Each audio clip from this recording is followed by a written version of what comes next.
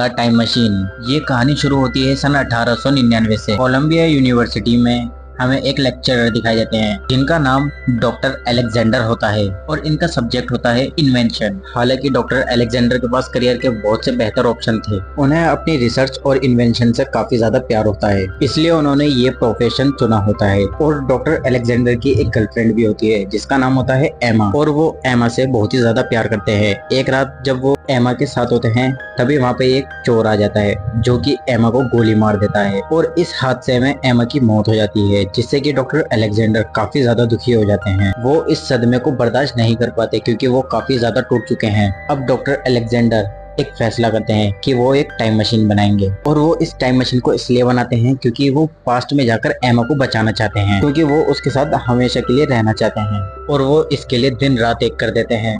जब वो अपना काम कर रहे थे तभी उनका एक दोस्त आता है जिसका नाम होता है डेविड, और वो बताता है कि एमा अब मर चुकी है जो कि कभी वापस नहीं आएगी। डॉक्टर अलेक्जेंडर अपने दोस्त की बातों पर ध्यान नहीं देते क्योंकि वो अपना सारा वक्त सारा समय अपनी रिसर्च को देते हैं। अब से हमें 4 साल के बाद का सीन दिखाया जाता है जिसमें कि डॉक्टर अलेक्जेंडर ने टाइम मशीन बना ली है, और ये सन होता है 1903 का। अब डॉक्टर अलेक्जेंडर अपनी टाइम मशीन में बैठते हैं और समय में पीछे जाने के लिए अपनी टाइम मशीन को स्टार्ट करते हैं। अब वो 1899 में पहुंच जाते हैं। यह वही शाम होती है जिस दिन एमा का मर्डर हुआ था। अभी वहाँ पे उनकी एमा से मुलाकात होती है और फिर वो एमा को कहीं और ले जाते हैं। जब वो किसी से बातें कर रहे थे तब वहाँ पे एमा का घोड़ा गाड़ी से एक्सीडेंट हो जाता है। डॉक्टर अलेक्जेंडर कहते हैं कि मैं कितनी भी कोशिश कर लूं मैं एमा को नहीं बचा सकता, पर डॉक्टर अलेक्जेंडर ये समझ जाते हैं कि मैं पास्ट को किसी भी तरीके से चेंज नहीं कर सकता। अपने इस सवाल के जवाब के लिए डॉक्टर अलेक्जेंडर ये सोचते हैं कि मुझे फ्यूचर में जाना होगा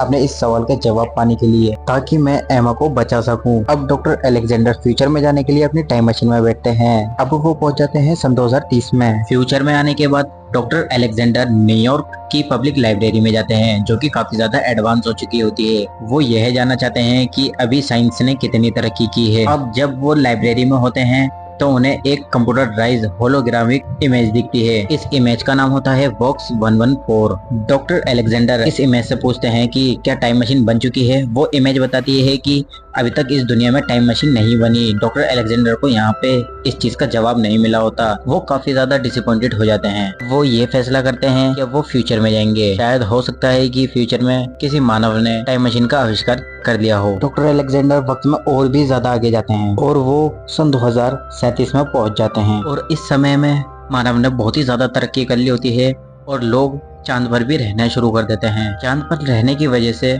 लोग ड्रिलिंग कर रहे हैं जिसकी वजह से चांद टूट रहा है। चांद के टूटने की वजह से अब पृथ्वी पे भूकंप आने शुरू हो जाते हैं और अब यहाँ पे काफी ज्यादा तूफान भी आते हैं जिस वजह से पृथ्वी रहने लायक नहीं रही। वक्त यहाँ पर काफी ज्यादा तबाही मची होती है। अब डॉक्टर अलेक्जेंडर ये सब देख ही रहे होते हैं तभी वहाँ पे एक जोरदार भूकंप आता है और 2 सोल्जर उनकी जान बचाने के लिए उन्हें यहाँ से लेकर जाने वाले होते हैं। तभी वो दोनों सोल्जर से बचकर अपनी टाइम मशीन में बैठ जाते हैं। जब वो टाइम मशीन स्टार्ट ही कर रहे होते हैं तभी एक जोरदार धमाका होता है जिससे कि वो अपनी टाइम मशीन को काफी ज्यादा फास्ट कर देते हैं और वो बेहोश हो जाते हैं। अब वो अपने टाइम मशीन में काफी समय तक बेहोश होते हैं जिस वजह से वो समय में काफी ज्यादा आगे पहुंच जाते हैं, यहाँ तक कि दुनिया खत्म होकर दोबारा से शुरू होती है। इसी यात्रा के कारण उन्हें कुछ समय के लिए होश आता है जिसकी वजह से वो टाइम मशीन रोक देते हैं। और ये सन होता है 8,02,701। अब धरती पूरी तरीके से बदल चुकी है। जिस तरीके से हमें सन 2037 में दिखाया गया था, चांद के टूटने की वजह से धरती पे आंधी और तूफान आ रहे होते और जमीन में से पानी खुशक हो जाता है। जब से लेके अब तक धरती पूरी तरीके से बदल चुकी है और जमीन हरी भरी हो चुकी है और इस समय में टेक्नोलॉजी का नामो निशान भी नहीं होता और अब लोग चट्टानों को काट कर आदिवासियों की तरह रहते हैं। अब जब डॉक्टर अलेक्जेंडर की टाइम मशीन रुकती है तब वो बेहोशी की हालत में होते हैं और जब उनकी आंखें खुलती हैं तब उनके जिस्म पे एक भी कपड़ा नहीं होता। उनके कपड़े बराबर में तय किए हुए रखे होते हैं। फिर वो अपने कपड़ों को पहनते हैं। तभी वहाँ पे एक बच्चा आता है। डॉक्टर अलेक्जेंडर उसके पास जाते हैं तभी वो बच्चा भाग जाता है और फिर वो उस बच्चे का पीछा करते हैं। उस बच्चे के पीछे जब वो बाहर जाते हैं तो वो देखते हैं ये बहुत ही ज्यादा खूबसूरत बस्ती होती है और जो कि काफी ज्यादा सेफ तरीके से बनी है। और ये लोग अपना घर ईंटें और पत्थरों से नहीं बनाते बल्कि ये बांस के डंडों से अपना घर बनाते हैं जो कि काफी ज्यादा मजबूत होता है और चट्टानों से बिल्कुल चिपका हुआ होता है। अब इन लोगों को एलोय कहते हैं और ये जगह होती है न्यूयॉर्क की मैनहट्टन शहर। और अब ये शहर पूरी तरीके से बदल चुका है। और जब डॉक्टर अलेक्जेंडर बाहर आते हैं तो पूरी बस्ती वाले एक जगह जमा हो जाते हैं। वक्त के साथ साथ इन लोगों की भाषा भी बदल जाती है और ये कोई अलग ही भाषा बोलते हैं। इनमें से कुछ ही लोगों को इंग्लिश आती है। जब इन लोगों को यह पता चलता है कि इसको हमारी भाषा नहीं आती, तो वो लोग ये फैसला करते हैं कि हम इसको मार देंगे डॉक्टर अलेक्जेंडर की जान बचाने के लिए। तभी वहाँ पे मारा आ जाती है। ये वही लड़की होती है जो डॉक्टर अलेक्जेंडर को अपने घर लेकर आई होती है और मारा को इंग्लिश भी आती है, जिससे कि वो डॉक्टर अलेक्जेंडर की जान बचा लेती है। और इस बस्ती में इंग्लिश बोलने वाले गिनती के ही लोग होते हैं। तभी वो अलेक्जेंडर से पूछती है कि तुम अपने बारे में बताओ, तुम कहाँ से आए हो। तभी डॉक्टर अलेक्जेंडर बताते हैं कि मैं समय में कुछ ज्यादा ही आगे आ गया हूँ। तभी अलेक्जेंडर उसको सब कुछ सच बता देता है। मारा ये बात अपने लोगों को नहीं बताती, वो जानती है कि ये लोग इसको मार देंगे। तभी हमें अगले सीन में दिखलाया जाता है अब रात हो चुकी होती है और ऊपर अलेक्जेंडर सो जाता है और नीचे मारा और उसका भाई सो जाता है। ये वही लड़का होता है जो अलेक्जेंडर को देखकर भाग जाता है, जिसका पीछा अलेक्जेंडर करता है, और ये मारा का भाई होता है। यहाँ पे एक अजीब सी बात होती है। रात को अलेक्जेंडर को एक सपना आता है और वो ये देखता है कि उसको कोई पुकार रहा है, जो कि सफेद चेहरे वाला एक आदमी होता है। एक बहुत ही बड़ा स्कल होता है और उसको खाने वाला होता है। तभी उसकी आंख खुल जाती है। तभी अलेक्जेंडर देखता है मारा का भाई भी डर गया होता है। और तभी अलेक्जेंडर नोटिस करता है कि यहाँ पे हर किसी को एक जैसा सपना आता है। तभी अलेक्जेंडर देखता है कि उसकी घड़ी गायब हो चुकी है। अगले दिन मारा डॉक्टर अलेक्जेंडर को कहीं घुमाने ले जाती है। तभी अलेक्जेंडर की नजर एक बिल्डिंग के बैनर पर जाती है। वो देखता है ये काफी ज्यादा फेमस बिल्डिंग है, जो कि आज से लाखों साल पहले जमीन में धंस चुकी है। तभी मारा अलेक्जेंडर से कहती है कि तुम भूतकाल से भविष्य में क्यों आए। अलेक्जेंडर इस चीज का जवाब नहीं देता। तभी मारा समझ जाती है और कहती है कि तुमने जरूर किसी अपने खास को खोया है। तभी अलेक्जेंडर कहता है हाँ, मैंने किसी खास को खोया है, और उसको सारी सच्चाई बता देता है। तभी अगले सीन में हमें डॉक्टर अलेक्जेंडर को दिखाया जाता है, जो कि अपनी टाइम मशीन के पास मारा को लेकर जाता है। मारा कहती है जब तुम अपने समय में वापस जाओगे तो मेरे भाई को अपने साथ लेकर चले जाना। तभी अचानक बस्ती वाले जोर से नगाड़े बजाना शुरू कर देते हैं, जिसकी वजह से मारा समझ जाती है कि जमीन में से वो आदमखोर आने वाले हैं, जो कि इंसानों को उठाकर अपने साथ जमीन के गहराइयों में ले जाते हैं। और मारा जंगल की तरफ इसलिए जाती है क्योंकि जंगल में उसका भाई होता है। और इन लोगों को मोरलॉक्स भी कहा जाता है, जो कि काफी ज्यादा ताकतवर होते हैं। जमीन के नीचे खाना ना होने की वजह से ये इंसानों को खाना शुरू कर देते हैं। तभी इस भगदड़ में मारा के भाई को बचाते हुए डॉक्टर अलेक्जेंडर के पीछे एक मोरलॉक पड़ जाता है। इसके बाद अलेक्जेंडर एक ऊंची जगह पे चढ़ जाता है और वो मोरलॉक भी इसके पीछे आ जाता है। वो मोरलॉक ऊंचाई से नीचे गिर जाता है। तभी अलेक्जेंडर उसके ऊपर कूद जाता है। वो मोरलॉक अलेक्जेंडर को मारने वाला था। तभी एक सायरन बजता है और वो वहां से चले जाता है। और ये सायरन इसलिए बजता है क्योंकि वो सब एक साथ ही जमीन के नीचे चले जाते हैं। जब मोरलॉक जा रहे होते हैं तभी वो मारा को भी अपने साथ ले जाते हैं। तभी डॉक्टर अलेक्जेंडर बोलते हैं कि हमें मारा को बचाना होगा, और वो लोग कहते हैं कि मारा को हम नहीं बचा सकते क्योंकि वो हमसे ज्यादा ताकतवर हैं, हम उनसे किसी भी हाल में नहीं जीत सकते। तभी अलेक्जेंडर मारा के भाई के पास जाता है और वो पूछता है कि ये लोग कौन है और ये कहाँ से आते हैं। तभी मारा का भाई उसको एक ऐसी जगह पे ले जाता है जहाँ पे न्यूयॉर्क की वही लाइब्रेरी होती है जहाँ पे एलेक्स टाइम ट्रेवल करके सन 2030 में गया होता है। अब लाइब्रेरी के अंदर जाने के बाद अलेक्जेंडर को वही होलोग्राफिक लाइब्रेरियन दिखाया जाता है, जिसे 8 लाख साल पहले देखा होता है, यानी कि सन 2030 में। और ये सिस्टम अभी भी अच्छे से वर्क करता है, और ये शायद इसलिए होता है क्योंकि ये पूरा सिस्टम सोलर सिस्टम से कनेक्टेड है, इसलिए ये चार्ज हो जाता है और आज भी ये सिस्टम काम कर रहा होता है। अब अलेक्जेंडर उससे कहता है कि यहाँ पे क्या हो रहा है, जो जमीन में से नीचे से निकल कर आते हैं और सारे लोगों को उठा कर ले जाते हैं। तभी वो बताता है ये जब की बात है जब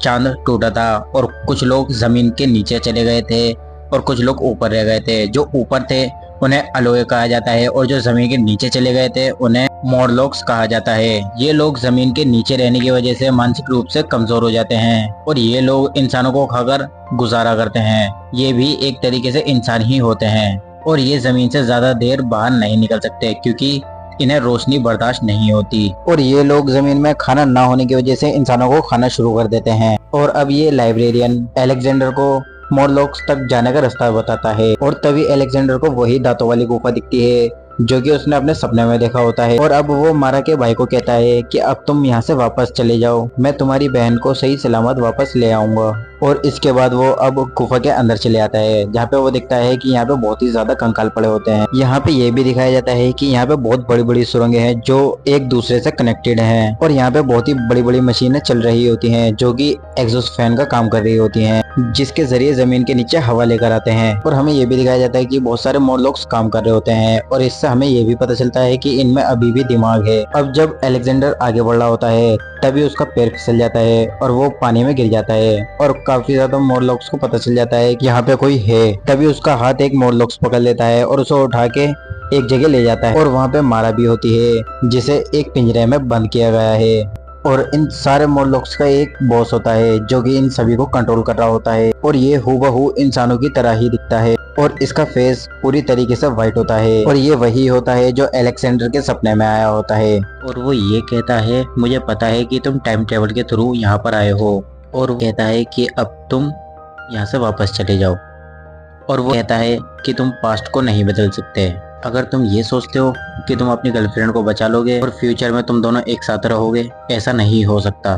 तुमने टाइम मशीन जब बनाई जब तुम्हारी गर्लफ्रेंड मरी। अगर तुम अपनी गर्लफ्रेंड को बचा भी लेते हो तो तुम टाइम मशीन नहीं बनाओगे उस समय में।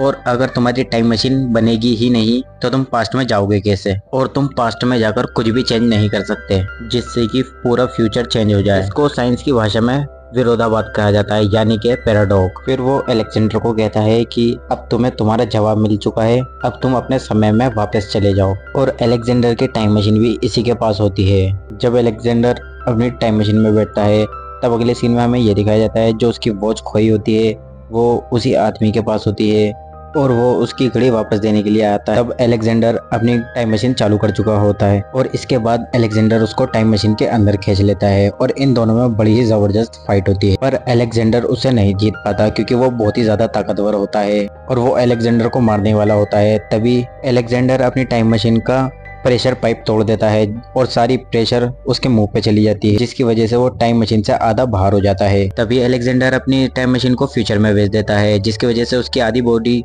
जो कि बाहर होती है वो बूढ़ी होना स्टार्ट हो जाती है और वो पूरी तरीके से राख में बदल जाता है। और उसके हाथ जो कि टाइम मशीन के अंदर होते हैं वो पूरी तरीके से नॉर्मल होते हैं। और जब उसकी टाइम मशीन रुकती है वो सन होता है 63,54,0810 और वो देखता है कि धरती पूरी तरीके से बंजर हो चुकी है और चारों तरफ उसे मोरलॉक्स की गुफाएं दिखती हैं। और अब इस पूरी दुनिया में मोरलॉक्स का कब्जा हो चुका है, यहाँ पे एक भी इंसान नहीं होता और इन्होंने एलोय सभ्यता का पूरी तरीके से विनाश कर दिया होता है। अलेक्जेंडर अपने आप से कहता है कि मैं अब पास्ट में जाके एमा को नहीं बचा सकता, लेकिन अगर मैं चाहूँ तो मारा को बचा सकता हूँ। तभी अलेक्जेंडर समय में पीछे आता है। वापस आने के बाद सबसे पहले वो मारा को छोड़ाता है और फिर अलेक्जेंडर अपनी टाइम मशीन को स्टार्ट करता है और उसको फ्यूचर में जाने के लिए सेट कर देता है और उसकी करारी में अपनी वॉच की चेन अटका देता है ताकि इससे जोरदार ब्लास्ट हो जिससे कि सारे मोरो लोग मर सकें। और अलेक्जेंडर और मारा वहां से बाहर निकल जाते हैं।